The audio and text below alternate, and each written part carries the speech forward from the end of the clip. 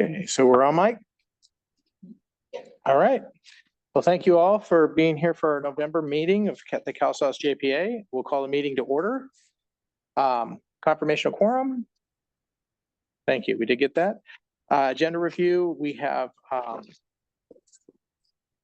two action items with multiple parts to them, and then we have 1, 2, 3, 4, 5, 6 informationals. You'll notice that's less than usual because we have a closed session items, and we have dispatched with the quarterly metrics, the financial report, and risks and issues. So for brevity in the meeting, we're not going to cover those in a presentation format, but we did still attach the documents for each of them so you can read them at your leisure. And we'll go ahead and now ask for public comment on items not placed on the agenda.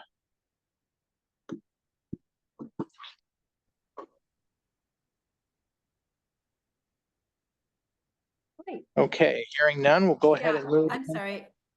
This is Amy Dearlam. Okay. If I can say a few public comments, is that okay? This is Amy? Yes. Yes, go ahead. Yes. So I'm the CalFresh Outreach Director here at River City Food Bank here in Sacramento County. We serve the entire county.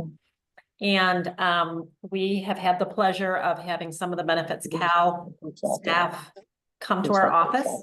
I'm sorry. Is it okay? I keep going? Okay. We've had 2 visits by the Benefits Cal staff here at our food bank, and we are very grateful for that. The interest to learn, as well as to address issues that we're finding. We serve about 175 households with CalFresh services. So, just to give you a little background, Sac County was one of the last it is the last county to do there was the last wave. So we still have a lot of learning curve from our county on this system. We primarily serve anybody in Sac County, but our primary populations are college students, foster youth, seniors, and homeless, just to give you a sense of who we're serving. And in the 2 visits they've had, and there's many more to come, some of the things that have come up of great help is looking at our CBO accounts and how to use those to the best that we can, and finding glitches or problems with the system. So that's been very helpful, and finding new ways to use it. So they've been looking at my manager's account quite a bit, as well as they're going to start to look at customer experience as well. The vast majority of our work, 75% of our work, is helping people that are already on or trying to finish getting on. So about 25% of ours is actually doing applications. The team is going to be coming again this next Tuesday, and we foresee several more times of visits. They're looking to have us provide some more customers to watch and see what they're doing. So we just really appreciate this collaboration. We know it takes time. We provide services in English, Spanish, and Russian, Ukrainian. So those are some of the languages we're working with in populations. And we just are very grateful for the interest and the time they're taking to visit with us and learn and continue to want to improve the system. And we thank you for that. Thank you, Amy. Appreciate the public comment, and I'm really happy to see us get on the ground literally and see how the system is being used, because that was one of the asks we had, and it is going to need to be part of our progress moving forward, especially for our online adoption interests. So thank you very much. Any other public comment?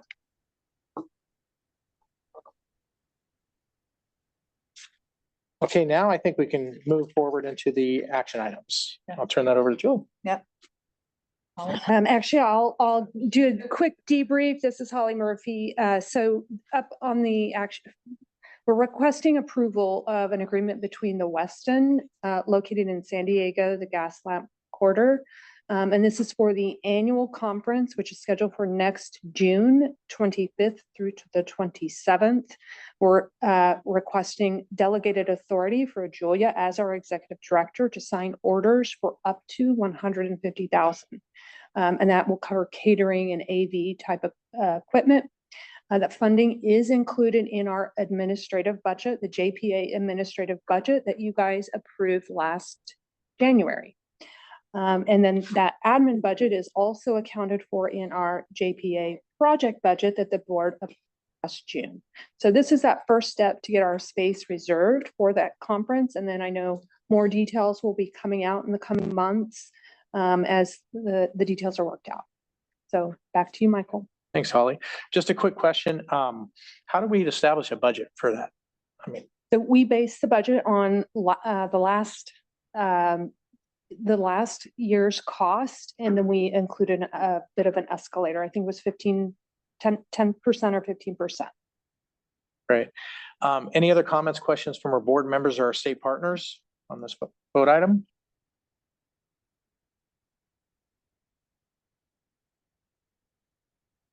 Hearing none. Any public comment? Okay, do I have a motion to approve? So moved. Thank you. Second? Thanks, Greg. Call the vote. All right. Kelly?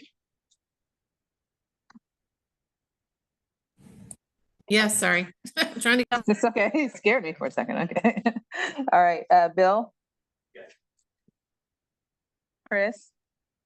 Yes. James? Yes. Veronica?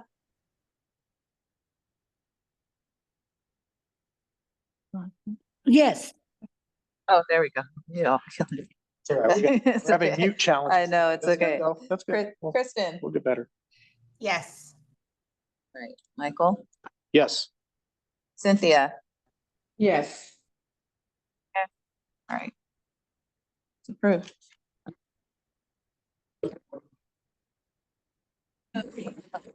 So we have 3 consent items Yes. next, right? Yeah, so the first one being the approval, the minutes from September and October, so this is just a catch up from those because we inadvertently cut off the last Agenda item.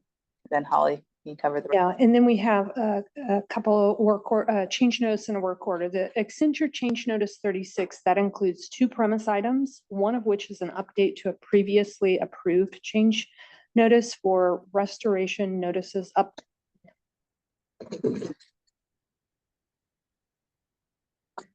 And other is related to CalFresh CalWorks recertification packets, and the combined net total for that component of this change notice is 429,600, and both of those are funded through premise. The change notice also includes transition out scope. This is the second phase of the transition out, and so this accommodates knowledge transfer sessions that Gainwell and Accenture are conducting. And you might recall we had an initial readiness evaluation of that scope. The cost for this portion of the change notice is 684,000, and that portion for 9 million for the transition out allowance. This also has several county purchases. A number of these are just updates to previously approved county purchases. There's reconciliation between state fiscal years. So we go through that process. And then there's a few new ones, including contact center agent licensing. And those are all funded through the county funding. And then collectively, the costs are covered through county funding, premise funding, and all accounted for in our JPA project budget. And then the ClearBest work order is for the QA services as a companion to the CalFresh, the CalWorks CalFresh recertification packets, also funded through premise.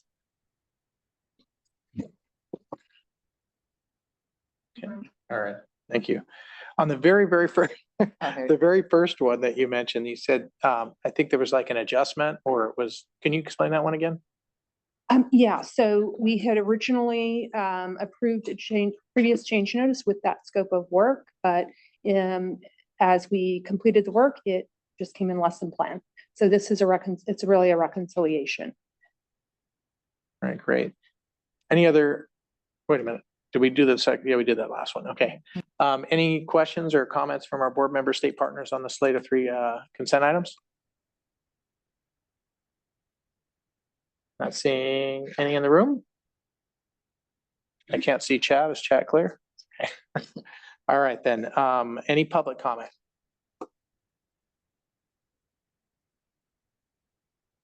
Hearing none. We have a motion to approve the slate. This is Kelly. I move that we approve the slate. So we'll take Marla as and then a second Kelly. Call the vote. Craig. Bill. Chris, Yes. James, Yes. Veronica, Yes. Kristen, Yes. Michael, Yes. Cynthia. Yes. All right. So that completes our approval calendar. So we're on to informational items, starting off with introduction of new CalSA staff. Yeah, so we have 2 new individuals that have joined our team. I shared last month, and I believe the month prior, that we were adding a chief technology officer to the CalSA's leadership team. Sandeep Aji started last week and is the CTO. As we continue to support the counties and figure out the right priorities, how we can be more responsive, faster, smarter. Sandeep is going to be helping with that, providing some strategic technology leadership to the team, helping synthesize a cohesive technology roadmap, and working with our stakeholders, internal and external, to do that so that we can provide more capabilities. But then also one of the areas that we've heard from the counties is turning on more data and analytics capabilities so we can leverage those insights for you to make better decisions and be more responsive. That's a really key area, and it's also an area that Sandeep brings some expertise in. The next one is Robert Lusk. We had a vacancy for a technology and operations director. So Robert is going to be providing a lot of that operational management support, working with our vendors and our internal teams on project implementations, and providing that oversight. He has a tremendous background in that. So his respective areas are our self-service functions. So our imaging, contact centers, help desk functions, lobby management, as well as our operations team as well. So he's going to be collaborating really heavily as we think about the strategic vision, and then how we're every day, enabling that, ensuring stability of our critical systems. So they are here in the room, but I just wanted to welcome them and introduce them to everyone. So. Welcome, Sandeep. Welcome, Robert. All right.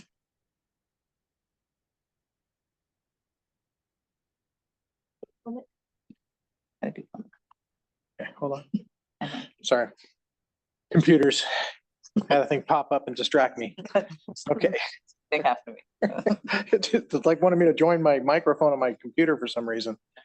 Okay, we'll go. Any questions, comments from our board member state partners on? They're right here. All right, any public comment? All right, welcome aboard.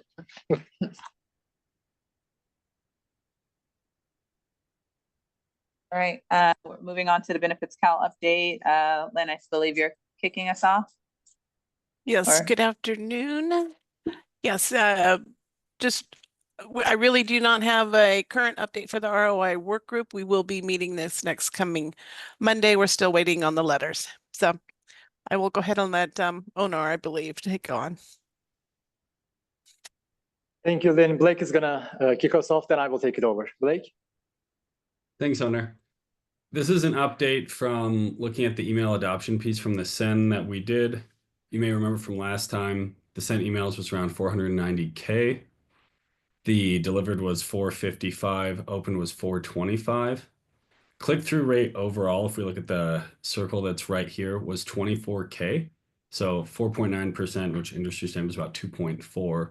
So we're ahead of that. The differentiation between the green and the blue that you see in this circle, green was emails that were sent to folks who had a renewal in October who did not have currently a Benefits Cal account, whereas blue was those who did have a renewal in October and had a Benefits Cal account. So you can see the green is a little bit smaller because you would guess that folks who already have an account would then click through and follow up a little bit more. And from that, folks who clicked over who then either logged in or created an account was about a little over 15K. Could we go to the next slide, please? Thank you. So upcoming that we have now when we look at adoption, Amy talked about this a little bit earlier with the food bank visit that's coming up for CBOs, and there'll be a little bit more when we're looking in the future. In the short term for county visits, this is around us understanding and shaping end-to-end overall customer experience and worker experience and making sure we can create some more transparency and understanding around that. So what we have going on for county visits is next week we are doing 5 county offices in Alameda. We'll be going to Sacramento in December and then looking at LA and San Francisco sometime throughout the end of the year. We're working so that this will become a cyclical piece that we do to visit different counties throughout the state so we can start balancing, creating a living document of more transparency and understanding from workers and customers' point of view within the counties. The CBO visits will come from as we gather more of those from recommendations of counties as we go and kind of move forward as the next step. Throughout this process, we'll also be doing the synthesis to build out those living documents of customer and worker journeys overall, as well as understanding just the environment within each county office individually, because then that'll help us align to market a little bit across there. One last piece that's not on this slide, we touch on North Stars. Last week, the CRFI went out to counties. We got feedback. There was a request from a handful of counties to extend it. So it got put through the end of this month. So that has been extended for 2 more weeks. And so we will have consolidated feedback looking in December. Thank you. I'm going to move to the next slide, and Owner, I think you're going to pick it up. Thank you, Blake. And one more maybe bullet that to highlight, since we are talking about the usage and adoption, this week, I think around Tuesday or Wednesday of this week, we reached a milestone of the 6 million applications from the customers overall since go live, and 5 million unique customer accounts. Primarily, so these were the milestones we reached this week. And since we are talking about usage and adoption, one of the questions that we have been receiving was around who is using the system, who is not using the system, affecting their usage and adoption. And in addition to the usability and the cognitive load on a page, what are the other factors we are affecting our user base and as well as the personas? And we are keeping in mind while we are designing or improving the system. So in the next few slides, I'm going to share a couple dimensions around our user base, our customer behavior, and how it's going to shape out our personas going forward, because we had some persona assumptions when we were designing and improving the system. A couple of examples that we are going to share is for the data volume that we are seeing in the Benefits Cal application within this calendar year. Starting with the application and the user base age range, this is one caveat I want to highlight is this is not a mandatory field in the application. This is only voluntary data we captured. So out of the customers who volunteered to share this information, for the customer applications perspective, 26% of the applications is the highest range that we see, submitted between the age of 27 and 35 based on the voluntary data. It's followed by equally 22 to 26 and 36, 45. Essentially, this informs us is one of the factors we are going to keep in mind in addition to the other factors from usability design, CX, cognitive load standpoint from the personas. If you can move on to the next slide. From the CBO application standpoint, it is very similar. Again, the highest usage range that we see is the same 27-35 age range, followed by 22-26 and 36-45. We see a parallel user base from the CBO applications as well. From next slide, please. So from the, again, voluntary disability information perspective, highest volume voluntary shared by the customers are during the initial application submission. And percentage-wise, SSA assisted application functionality we recently introduced end of September. 55% of those applications submitted through our SSA assisters has that information volunteered. And from the customer side, the second after the applications is the medical renewals that we see that information being reported. If you can move on to the next slide, please. So from the language dimension perspective, most heavily, this is the application language. What customers choose as an application language when they start the AFB flow. English is the top, of course, and then followed by Spanish and traditional Chinese. But you see the distribution on this slide. This is different than the written and the spoken language of the customers. We also have that dimension in mind. Just sharing this information, this is the data volunteered by the customers. And this gives us an idea, along with the other dimensions we have, how it's going to shape up our user base and how we will shape up our adoption, outreach activities, along with the design. So with that, I will pause here. This is the last slide we have for the benefits updates. I will pause here for any questions. Thank you, Onur. I have a couple questions about the data. If we go back to the slide on the ages breakout. I found it a little surprising that we didn't have more of a peak at the early ages and dropping off a little bit. But so do we know anything about it? Are we going to dig into this a little bit more? Also, are these percentages of those age groups in the system or percentage of the total? So percentage of the applications for the customers reported for that application, what is their age was. For instance, if you have 100,000 applications in total, January 1st of today, and let's assume 50% of it reported that age, all of that is 50% fine. How many of them? So it's out of the universe of those who applied online. Exactly. I think what might be more beneficial here is to actually pull the data on on all of our applicants across all channels. And do the percentages against Makes that. sense. So we can see more proportional Yeah. across whether or not we're reaching a group or not. Yeah. Makes sense. Because this could be driven just by taking a slice of the online population. When we're looking at adoption, we're trying to get the ones that are not there. Exactly. Okay. All right, and then the other thing is if we go to the last slide. So on this one again, also, I'd be interested to find out how our language population shows across our caseload or across our applicant pool to see what this looks like, because it could also be informative about certain groups or maybe not being reached at the same rate.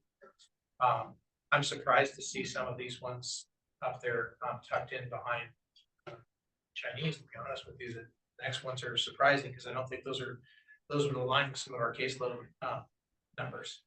So I think that would be helpful to benchmark it against that, so we can be more knowledgeable about how we're reaching, where we're reaching, what groups, and where we might have some equity things we have to address.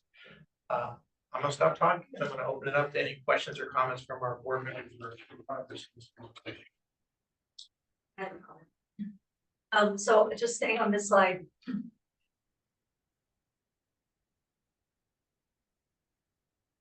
I'm staying on this slide, those two bars, English and Spanish, look like they're the same number, but they're not even close to the same number.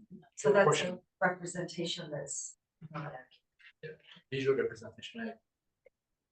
It's such a big To the other ones. Yeah. For Yeah, scale. it's million, and then it's like 5,000, so like, I yeah. know, but I think there's So maybe maybe we got the wrong maybe we message change here. the chart, Yes. not be a bar, graph, then and do something else. 2% or something.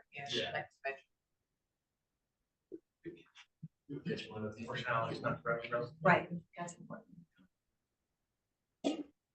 Any other comments or questions from our board member state partners?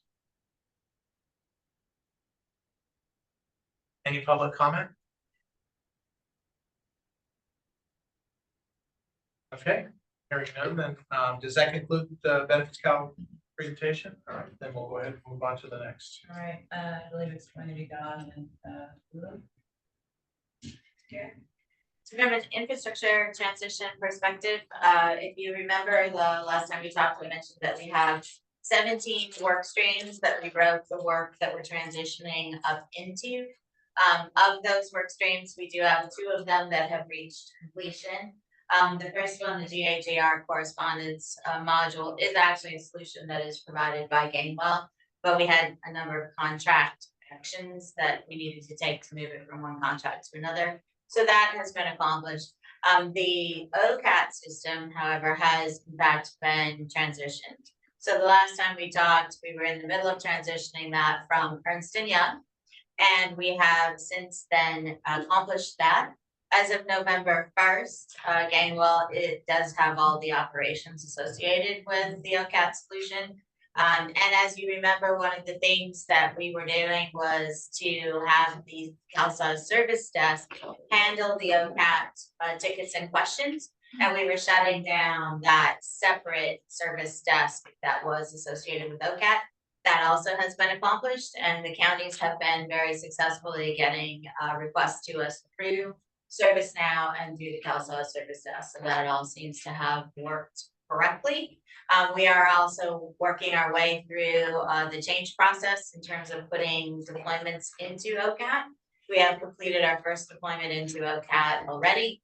And we are also doing some additional activities to move more aspects of that delivery into the regular CalSA processes. So we took it over mostly using Ernst & Young's processes. We are starting to bring that into the standing CalSA processes. So OCAT has been successfully transitioned, but let's on the next slide talk a little bit about what's going on with the other ones. So you may remember we have a 5-step process that we do for every work stream.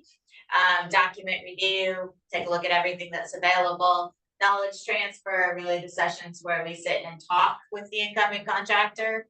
For all the remaining work streams, that is Accenture. And then we are going to a shadowing, reverse shadowing, where we actually watch them perform the work. And then reverse shadowing is where we perform the work and Accenture observes us doing that. We gather our validation evidence, we do a readiness review, and then we have a green light session. So the rest of the remaining work streams are all in document review and knowledge transfer. So I would like to thank Accenture for their collaboration with us on that effort. We do have almost all knowledge transfer sessions either completed or scheduled, and we are targeting to have the majority of those done in November. We are beginning to move into shadowing on at least 1, if not 2 of our work streams, targeting to have most of that done in December. Reverse shadowing is our target for January. And then of course, for most of our work streams, we're looking at a go live in February. But for all of them, we are on track in knowledge transfer, working closely with Accenture, who has been giving us scheduled dates and times for that. On the next slide, we did want to talk a little bit about another item that has county impact.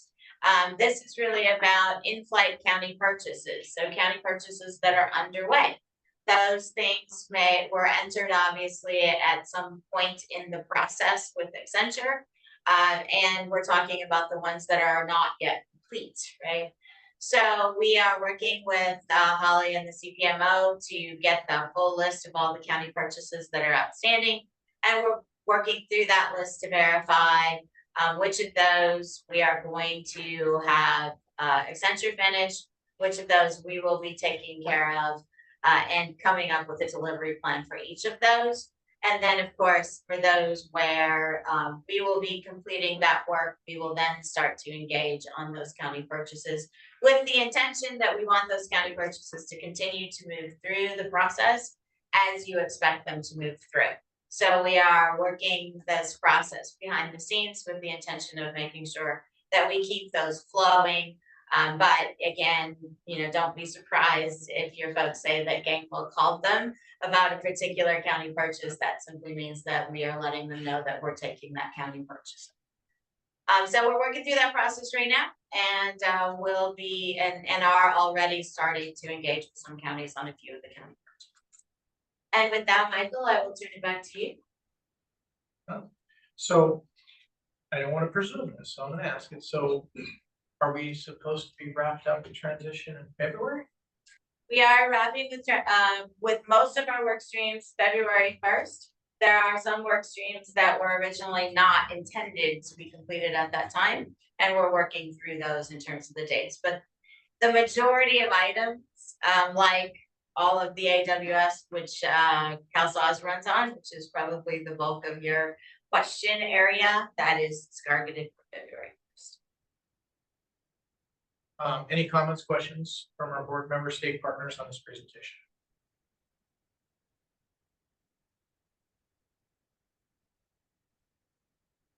Any public comment?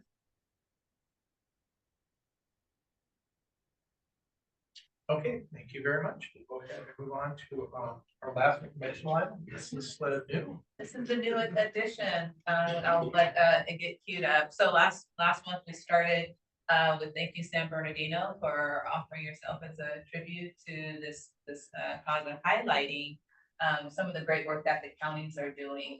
So this month we're highlighting a little but small but mighty county known as Trinity, and some of the work that they're doing in a very unique demographic area. And so I'll pass it on to Ashley to kind of cue it up.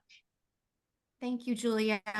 Yes, and if you're following along on your agenda, I am not, in fact, Peggy Macias. Thank you, everyone, for coming today. My name is Ashley Arnold, and today we're going to present just a really positive experience that is going on in Trinity County. You know, we all get so wrapped up in how busy we are and, you know, how much more we need staffing and mandates and benchmarks, but really those positive stories are really at the heart of why we are all in a helping profession. I want to say a big thank you to my friends in Trinity County for taking the time to help me put this together and offer their voices and their experience. So with that, I will turn it over to Jen to push hopefully play.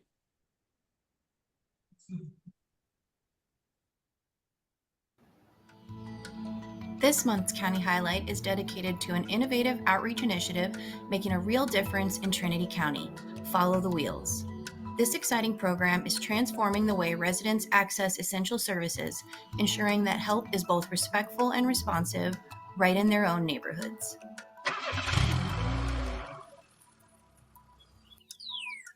Trinity County, known for its stunning landscapes and rugged mountains, faces unique challenges, including being classified as a frontier county, which is defined as having a population density of 6 or fewer people per square mile. Conditions such as population density, distance or travel time from a population center or specific service, travel inhibiting weather, and seasonal changes which impact access to services may create poor economic opportunities and other conditions causing health and social disparities. Trinity is also considered a food desert. Many residents live in areas with limited access to fresh, affordable food and essential services, some as much as 95 miles away. This reality makes outreach initiatives even more critical. Recognizing this, the county launched Follow the Wheels to maximize and enhance the effectiveness of various programs available to community members. To kick off this effort, the county's outreach team followed along as the Trinity County Food Bank distributed food commodities at 15 key locations throughout the region. But this was just the beginning. Providing information, resources, and benefit application assistance, the team reached a remarkable achievement. The initiative resulted in 71 new applications, representing a 35% increase in overall applications for the month. But how did they achieve such success? By creating outreach appointment times and providing appointment letters on the spot, the county ensured that community members were aware of their specific times and could be in cell service range when needed, removing barriers to the application process. This strategic approach led to an impressive 80% attendance rate for all appointments, an incredible feat given the area's challenges.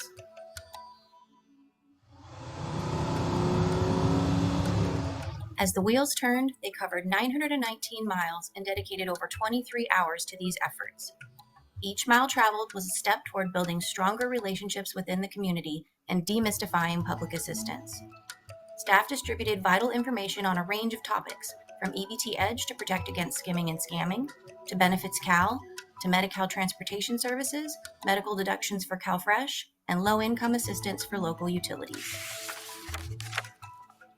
Every interaction was tailored to meet the unique needs of each individual, ensuring that everyone received the specific information they required.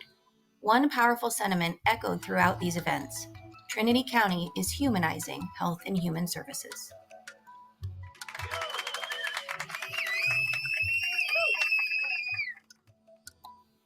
This mobile outreach initiative has not only empowered residents, but has also been a morale booster for the team involved. They're energized and motivated, feeling a personal connection to the mission they serve. When speaking with team member Sheila about her participation in the effort, she shared what resonated with her about the experience. What I really appreciated was the response rate and the warm response from customers at their interviews after taking their applications in the field. They were so surprised at how quickly they were interviewed, and really so much more at ease when they recognized me over the phone. It definitely made the interviews much more delightful and productive. And the wheels won't be stopping anytime soon. Staff are eager to continue this outreach platform throughout the winter months as weather permits. They're actively seeking opportunities for growth and collaboration, aiming to enhance service delivery even further. In conclusion, the Follow the Wheels initiative is more than just a program. It's a commitment to community empowerment in a region facing food insecurity and access challenges. It's a testament to the dedication of Trinity County staff who are driving positive change 1 mile at a time.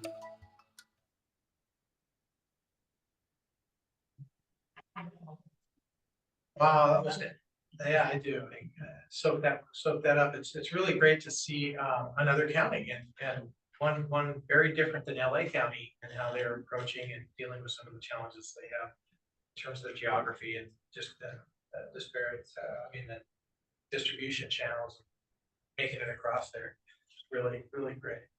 And it makes me think about anytime we do any of these, what can we do, technology wise? What can we do automation wise to help with especially areas where transportation are challenging and really, looking at, how we enable our platform to be run, anywhere, anytime.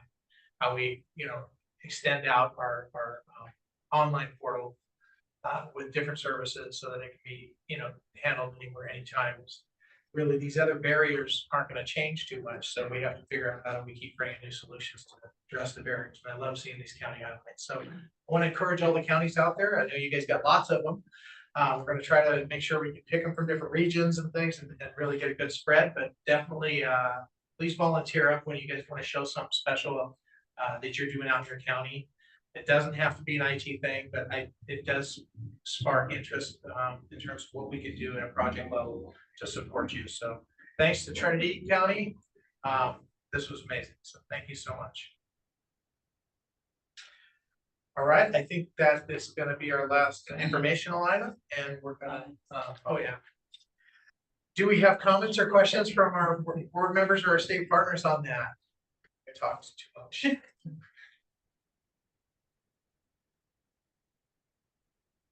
Any public comment? And we do have a lot of chat, and that's all recorded. So if you did hear some of it, you guys can read it there. All right, that is going to take us into a closed session at this point. So we're going to mute this line, and we'll be back. And that's it. Is that still a word people use?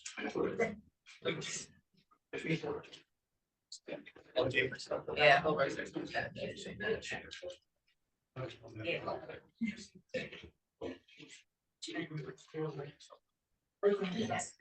Yeah, I think that's where we're at. That's the way. All this today?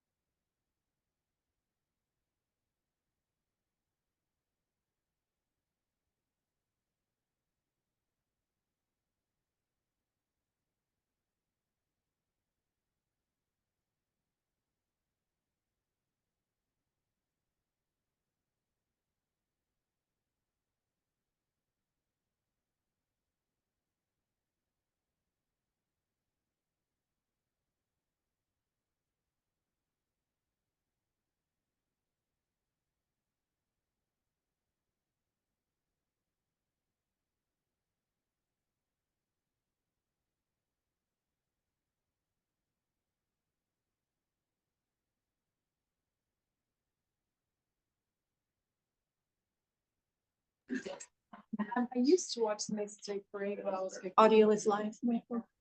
Okay, Mike's live. Ow. We're unmuted. Live mic. Oh, it's hot. All right. Wait, I can't see myself. You're there, Mike. I don't know what to do if I don't see. Oh, there I am. Okay. All right.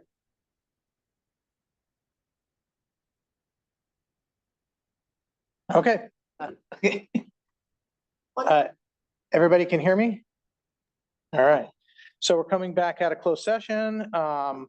Our report out for closed session is direction was given to staff. So that is our conclusion of that. So as we wrap this meeting up, I just want to let you know, our next meeting is going to be December 13th, right in the middle of holiday season, at 9:30 to 11:30. Hope to see everybody there. And that's it. Meeting adjourned. Okay, thank you.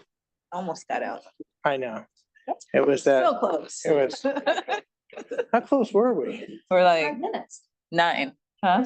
9 minutes. 9 minutes, not bad. Oh, that's not close. That's close. You could miss a flight 9 minutes. That's true. No, that's true. In a board meeting, it's supposed to end like.